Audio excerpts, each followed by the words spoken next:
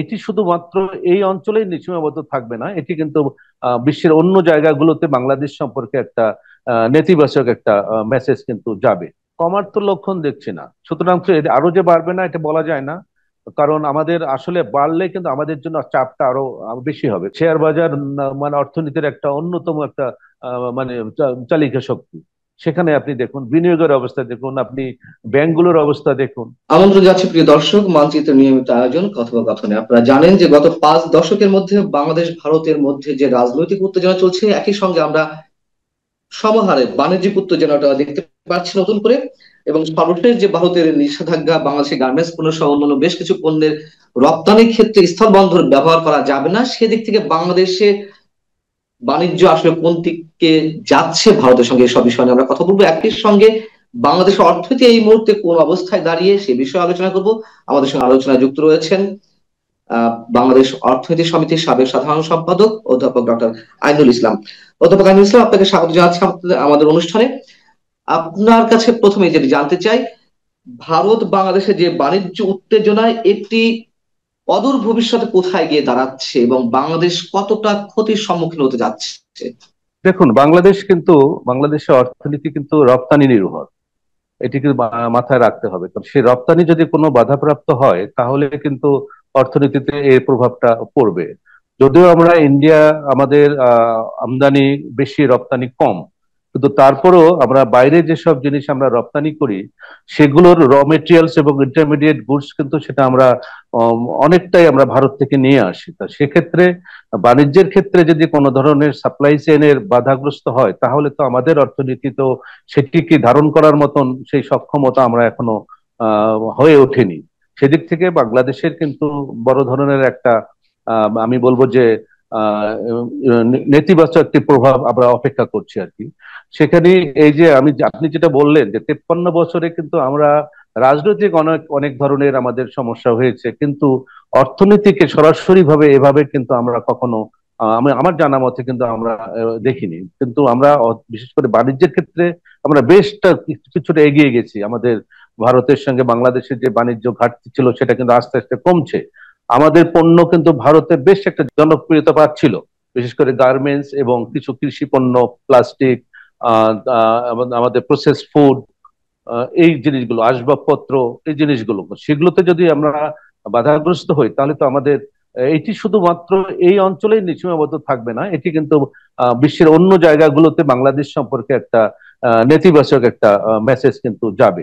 সব দিক থেকে এটি কোনোভাবেই বাংলাদেশের জন্য কল্যাণকর কিছু নিয়ে আসছে না।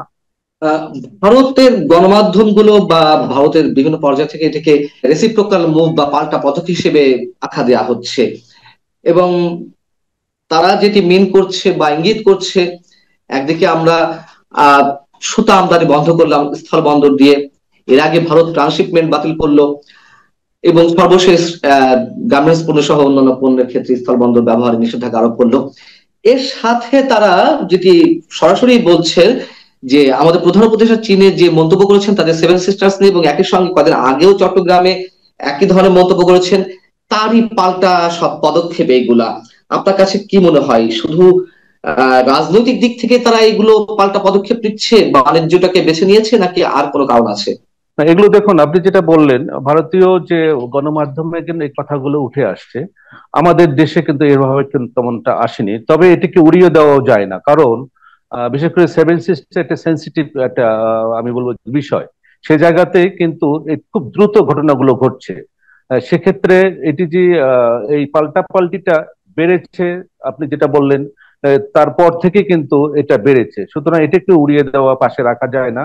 সুতরাং রাজনীতি অর্থনীতি এটা দুটো কিন্তু খুব খুব আমি বলবো যে পাশাপাশি চলে। সুতরাং সেদিক থেকে এই যে বাণিজ্যের যে বিষয়টা সেটি এবার এটার মধ্যে রাজনীতি ঢুকে গেছে বলে আমার মনে হচ্ছে। কারণ এই যে আমরা যে আমাদের বিশেষ করে আমদানি সুতার বিষয়টা যখন ঘটনাটা ঘটলো তখন কিন্তু মানে তারা ধরে নিয়েছে যে আমরা হয়তো ভবিষ্যতে আরো কিছু কারণ তাদের রপ্তানিটা আমাদের দেশে কিন্তু বেশি।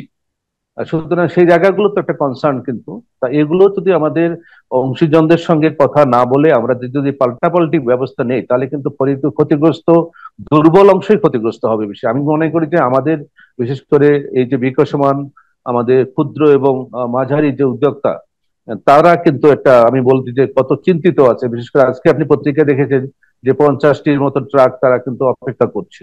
তা সুতরাং হুম যারা হুম। এটার সঙ্গে জড়িত তারা কিন্তু একটা চিন্তিত, এবং তাদের মধ্যে একটা আস্থাহীনতা এখন কাজ করছে। সবকিছু মিলে আমরা খুব ভালো একটা মানে প্রত্যাশা করতে পারি না।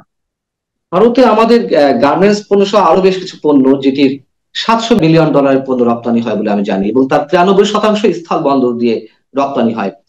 স্থল বন্দরে এই বিষয়টি যদি দীর্ঘায়িত হয়, নিষেধাজ্ঞা যদি খুব সহজে উইথড্র না করা হয়, অদূর ভবিষ্যতে বাংলাদেশের অর্থনীতিতে এই বিষয়টিকে কেন্দ্র করে কতটা প্রভাব বিস্তার করবে, বিরূপ প্রভাব বিস্তার করবে? না, বিরূপ একটু দেখুন, এখানে তো হিসাব নিকাশ একটা হবে, আপনার কস্ট বেনিফিটের বিষয় আছে। যদি এখানে স্থল বন্দর দিয়ে খুব দ্রুত নিয়ে যাওয়া যায়, প্লাস খরচও কম পড়ে, যখনই আপনি এটিকে ঘুরিয়ে নেবেন, যেমন দেখুন এই যে আমাদের যে গার্মেন্টস এর কথা যেটা বলা হচ্ছে, তারা সমুদ্র বন্দর দিয়েছে। এই সমুদ্র বন্দর দুটো মাত্র কথা বলা হচ্ছে, একটা ক্যালকাটা, একটা বোম্বের কি সেবা, হ্যাঁ, নবসেবা। নবসেবা। এই হুম। নবসেবাতে যেতে হলে আপনি কি বলে শ্রীলঙ্কা হয়ে তারপরে যেতে হবে। আর কলকাতা যেতে হলে চিটাগং থেকে দুটো খুব ছোট ছোট কন্টেইনার, সেগুলো যা তবু ইয়া না, মানে কি বলবো, ওটাকে রেগুলার না। হুম তাহলে হুম। কিন্তু আমাদের গার্মেন্টস যতটুকু যায়, সেখানে কিন্তু বড় একটা সাপ্লাই চেনের একটা সমস্যা হবে, পাশাপাশি খরচ বাড়বে, সুতরাং সময় নেবে। সবকিছু মিলে তখন কিন্তু আমাদের রপ্তানিকারকরা তাদের কিন্তু তাদের খরচে মানে পোষাতে পারবে না। তাহলে আস্তে আস্তে তারা কিন্তু ব্যবসা গুটিয়ে নেবে। তা সুতরাং সেদিক থেকে অর্থনীতির জন্য এটি তো ভালো বার্তা নিয়ে আসবে না। পাশাপাশি যে মিজোরাম, তারপর ত্রিপুরা, আসাম, এইসব জায়গায় যেসব পণ্য যেত, সেগুলো কিন্তু যদি বাধাগ্রস্ত হয়, তাহলে আমাদের যে শিল্পগুলো গড়ে উঠেছে এটাকে উদ্দেশ্য করে, সেগুলো কিন্তু আস্তে আস্তে কিন্তু বন্ধ হয়ে যাবে। সেখানে কর্মসংস্থানের সমস্যা হবে, বিনিয়োগের সমস্যা হবে। সবকিছু মিলে অর্থনীতিতে, সামষ্টিক অর্থনীতির স্থিতিশীলতার ক্ষেত্রে একটি চাপ তৈরি হবে। মানে আমাদের ক্ষেত্রে কথা বলছেন না, ভারতের ক্ষেত্রে বলছেন? আমাদের ভারতের যে কিছু হবে না তা তো আমি বলছি না। ভারতের যারা আমদানিকারক আছে, তাদের তাদের ব্যবসা ক্ষতিগ্রস্ত হবে, তারাও কিন্তু কিছুটা ক্ষতিগ্রস্ত হবে। আবার এক পক্ষ আছে যারা বিশেষ করে প্রাণের যেভাবে বিস্তার করেছে সেখানে, ওখানে যারা যেসব শিল্প আছে তারা বলছে যে আস্তে আস্তে প্রান্ত বা ইন্ডিয়া দখল করে ফেলবে, কিংবা গার্মেন্টস দখল করে ফেলবে। হ্যাঁ, এটাও কিন্তু একটা বিষয় কিন্তু আছে। সুতরাং আমাদের পণ্য কিন্তু ভারতে বেশ জনপ্রিয়তা পেয়েছে খুব দ্রুত সময়ের মধ্যে, বিশেষ করে গার্মেন্টস। যতটুকু আমরা ম্যাক্সিমাম তো গার্মেন্টসে করি, সেই জায়গাগুলোতে কিন্তু একটা মানে প্রোটেকশনিজম এর দিকে কিন্তু ইন্ডিয়া কিন্তু বরাবরই এই সাইডটা কিন্তু গুরুত্ব দেয়। আর বাংলাদেশ কিন্তু ইন্ডিয়ার অনেক আগে আমরা লিবারালাইজেশনে গিয়েছি, ইন্ডিয়া কিন্তু অনেক পরে গিয়েছে। তারা চিন্তা ভাবনা করে নিজেদেরকে একটু সক্ষম করে তারপরে তারা দরজা ওপেন করে দিয়েছে, জানালা ওপেন করে দিয়েছে। সেদিক থেকে তারা যেটা চিন্তা করে খুব মানে মানে আগামী দিনের কথা চিন্তা করে তারা কিন্তু কাজগুলো করে। এখানে যে শুধু রাজনীতি তা কিন্তু না, আমি বলবো যে হচ্ছে রাজনীতিকে মেলানোর জন্য কিছু বক্তব্য আসছে এখানে, কিন্তু তারা কিন্তু এই দীর্ঘদিনের একটা যে আমাদের নিজেদের দেশের কৃষি শিল্প যেন কোনোভাবে হুম ক্ষতিগ্রস্ত না হয়, যেটা আমেরিকা যেটা এতদিন পরে চিন্তা করছে, এবং যে কারণে আমেরিকার এই শুল্ক নীতিটা এটা এসছে। এটা তো ট্রাম্পের আগের যে নির্বাচনের সময়ও কিন্তু তার মাথায় এটা ছিল, যে সেখানে বিভিন্ন জনের সঙ্গে সে যখন নির্বাচনের প্রচারণা করছে, তখন দেখছে যে আমেরিকা একসময় কৃষিতে, শিল্পে বেশ ভালো ইয়ে ছিল, কিন্তু সেগুলো আস্তে আস্তে তাদের এই নীতির কারণে সংকুচিত হয়ে গিয়েছে। সে কারণে কিন্তু এবার ট্রাম্প এই যে শুল্ক নীতিটা করছেন, নিজেদের শিল্পকে, নিজেদের কৃষিকে প্রোটেকশন করার জন্য, সংরক্ষণ করার জন্য।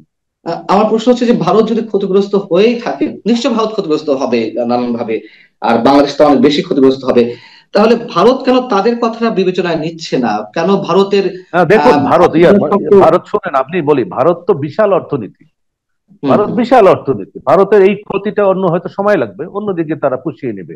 এমন না যে আমাদের সাথে বাণিজ্য তাদের মানে ওপেন রাখাই লাগবে, এটা তো না, তাদের অনেক বিকল্প আছে।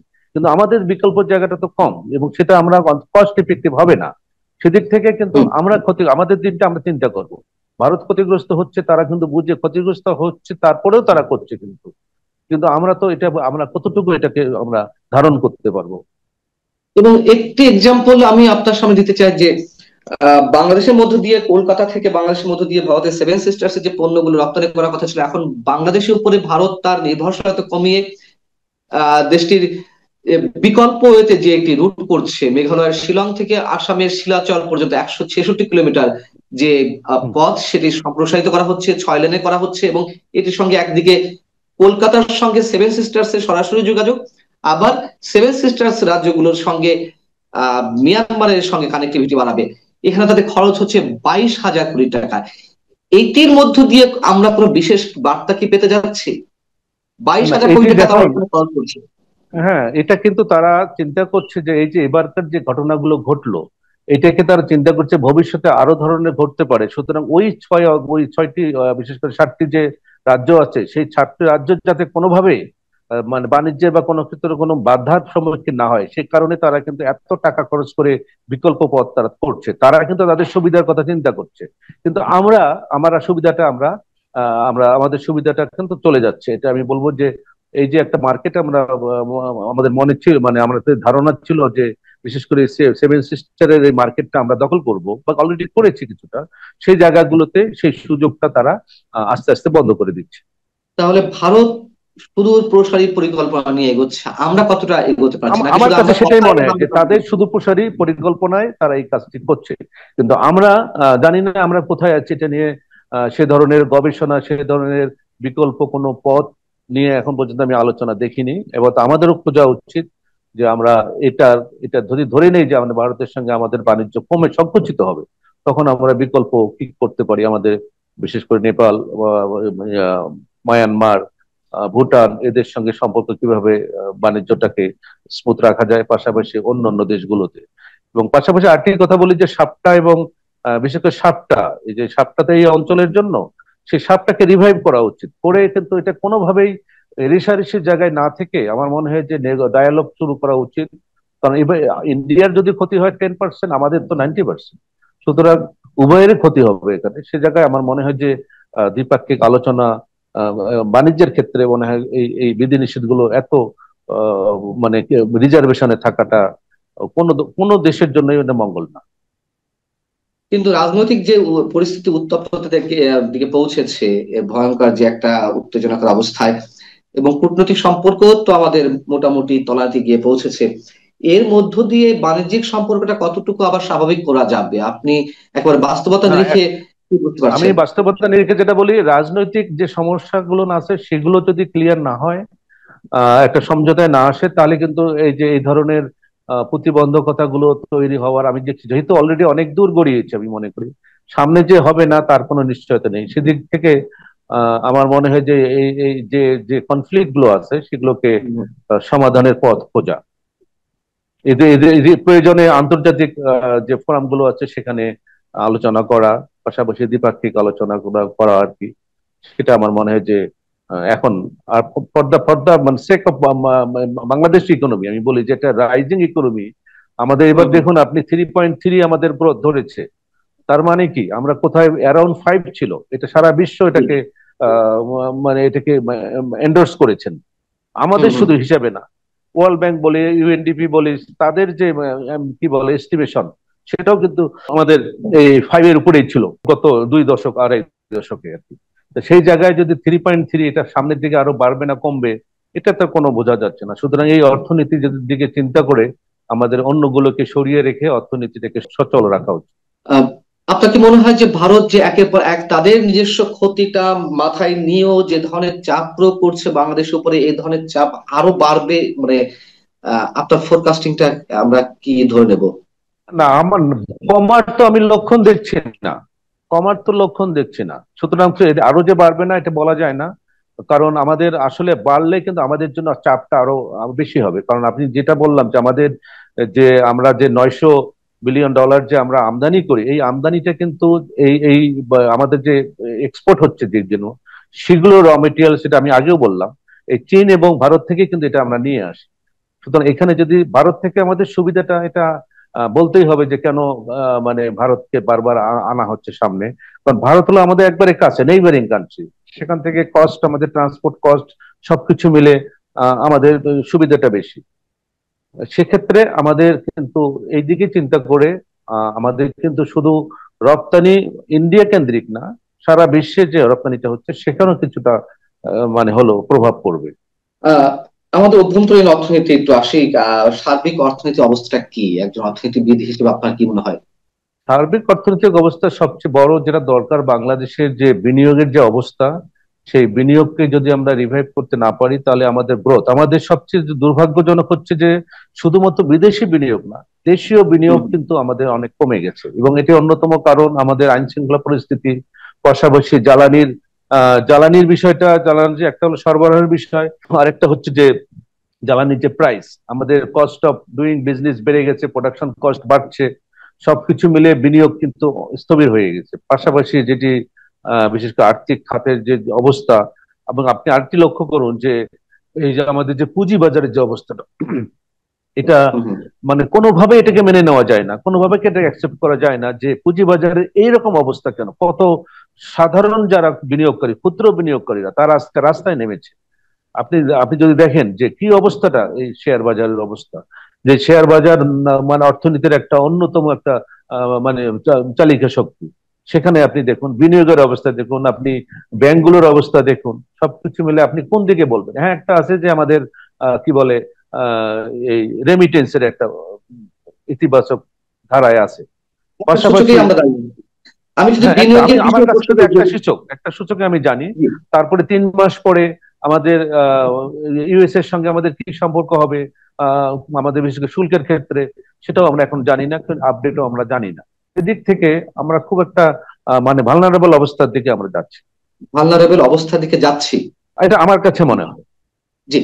অধ্যাপক আমিনুল ইসলাম, বিনিয়োগটা গত 5 বছরের মধ্যে সর্বনিম্ন পর্যায়ের। এতে আপনি লজিস্টিক সাপোর্টের কথা বলেছেন কিংবা জ্বালানির সংকটের কথা বলেছেন। আর কি অন্যতম কারণের মধ্যে রাজনৈতিক অস্থিরতাকে আমরা কতটা কারণ হিসেবে ধরবো? না শোনেন, আমি কিন্তু গত কয়েকটা মিডিয়ায় একই কথা বলেছি যে বিনিয়োগের অন্যতম শর্ত হচ্ছে রাজনৈতিক স্থিতিশীলতা।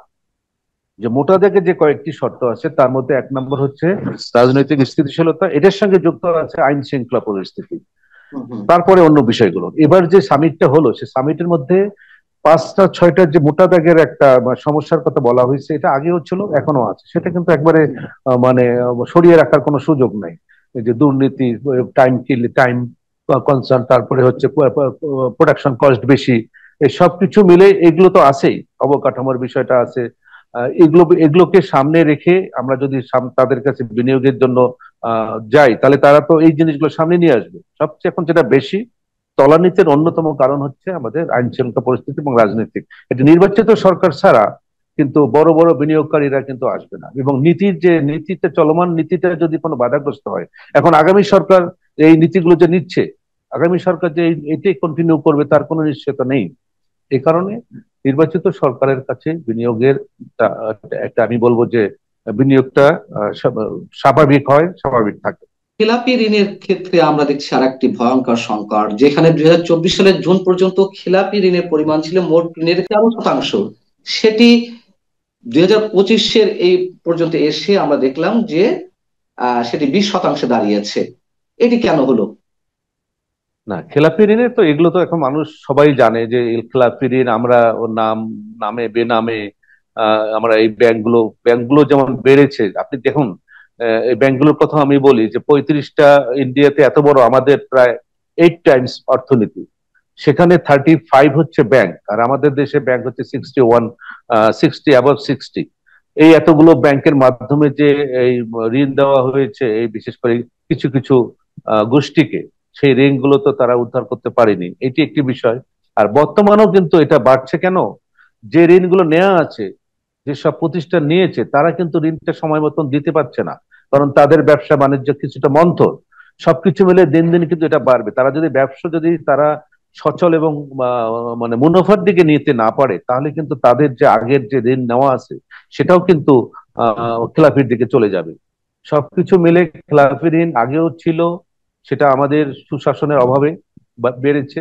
আর এখন যেটা হচ্ছে সেটি হচ্ছে যে আমাদের ব্যবসা বাণিজ্যের ক্ষেত্রে যে স্লথ গতি, এটার কারণে কিন্তু অনেক ব্যবসায়ীর সাথে কথা বলে দেখবেন যে তারা ঋণ শোধ করতে পারছে না, তাদের শ্রমিকদের বেতন দিতে পারছে না, বিশেষ করে তাদের বিশেষ করে ব্যবসা বাণিজ্য ভালো যাচ্ছে না। এসব কারণেই কিন্তু খেলাপি ঋণটা আরো বাড়বে বলে আমার ধারণা। আহ, আমার শেষ কোশ্চেন, অধ্যাপক আনোয়ার ইসলাম, আপনি অর্থনৈতিক যে সূচকগুলো নির্ভর করে মোটামুটি দেশে অর্থনীতি মূল্যায়ন করা যায়, তার প্রতিটি সূচক কি নিম্নমুখী শুধুমাত্র রিজার্ভ ছাড়া? তো এক রিজার্ভের উপর দাঁড়িয়ে দেশে অর্থনীতি কতক্ষণ টিকে থাকতে পারবে?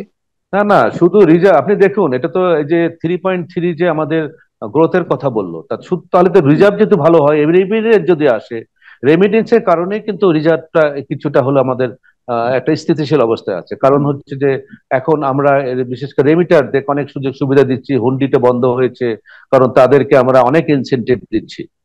সুতরাং সেই কারণে কিন্তু আমাদের কি বলে রিজার্ভ বাড়ছে বা এটা স্থিতিশীল বলবো আমি। কিন্তু সেটা দিয়ে তো আমাদের বিনিয়োগের বিষয়টা কিংবা ব্যবসা বাণিজ্য এক্সপোর্টের বিষয়, এই বিষয়গুলো তো খুব একটা মানে এটার সঙ্গে সম্পর্কিত না। তা সেদিক থেকে আমি বলবো যে শুধু একটা সূচক দিয়ে হবে না, এখানে যেমন আমাদের বেকার সমস্যা আছে, কর্মসংস্থানের বিষয় আছে, তার জন্য বিনিয়োগ দরকার। সুতরাং সেই জায়গায় একটা বড় ধরনের আমাদের কিন্তু মানে সম্ভাবনার সামনের দিকে আমরা দেখছি না। সুতরাং সেই সব কারণে আমি বলবো যে ওই একটা সূচক দিয়ে আমরা অর্থনীতিকে একটা মানে একটা আপনার মনে করেন একটা শরীরের মধ্যে আপনি আপনার মনে করেন চুলটা আপনার সুন্দর, তো চুলটার কোনো সমস্যা নাই, কিন্তু বাকি অঙ্গের মধ্যে আপনার নানান ধরনের সমস্যা আছে, তাহলে আপনি কি খুব সুস্থ থাকছেন? অবশ্যই না।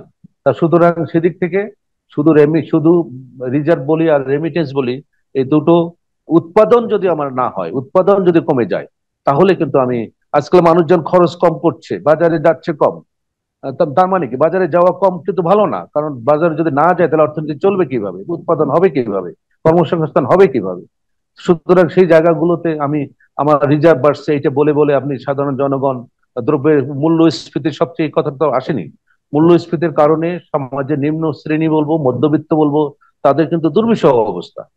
তা সুতরাং সেই জায়গাগুলোতে আপনি যদি স্বস্তির কোনো মানে আমাদেরকে আভাস না দেন, তাহলে কিন্তু জনগণের মধ্যে এক ধরনের অস্বস্তি অবস্থা কিন্তু বিরাজ করবে। এবং জনগণ যদি আমি ভালো না থাকে তাহলে উৎপাদন।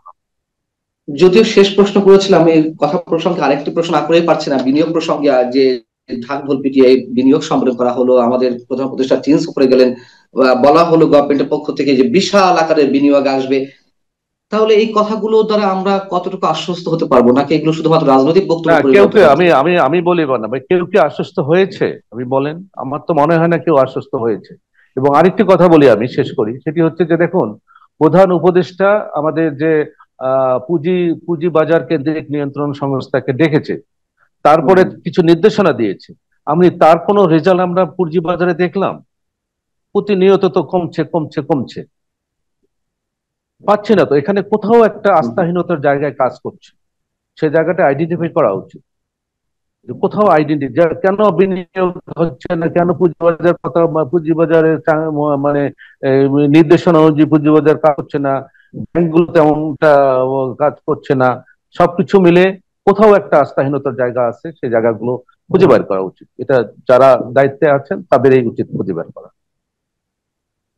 অনেক ধন্যবাদ অধ্যাপক আনোয়ার ইসলাম, আপনাকে দর্শক শেষ করছি। এই ছিল আমাদের আজকে আলোচনা। অধ্যাপক আনোয়ার ইসলাম দেশের সার্বিক অর্থনীতি নিয়ে এবং ভারত বাংলাদেশ বাণিজ্য সম্পর্ক নিয়ে যে কথাগুলো বললেন, সেটি চরম বাস্তবতা। নিশ্চয়ই আমাদের যে বর্তমান অন্তর্বর্তী সরকার, তারা খুঁটিয়ে দেখবেন যে সমস্যাটা আসলে কোথায়। শুধুমাত্র আশাবাদের উপর ব্যক্ত করে তো আর দেশ চলতে পারে না। ভালো থাকুন সবাই, আল্লাহ হাফেজ।